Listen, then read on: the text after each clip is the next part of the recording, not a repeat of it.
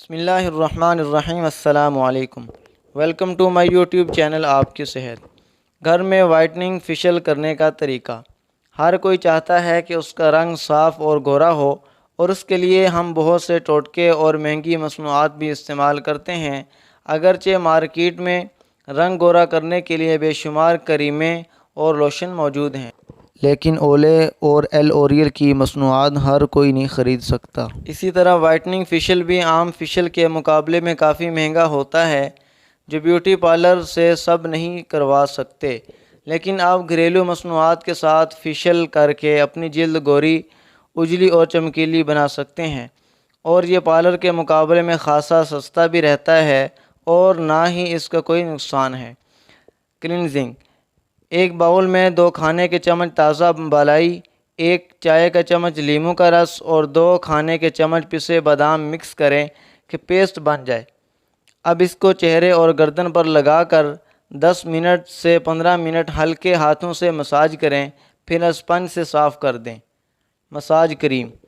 ایک باؤل میں آدھا کیلا مشن کیا ہوا، آدھا کھانے کا چمچ ایلوویرا جیل، آدھا چائے کا چمچ بادام یا ناریل کا تیل، 1 چائے کا چمچ شہد اور آدھا چائے کا چمچ لیموں کا رس اچھی طرح مکس کریں۔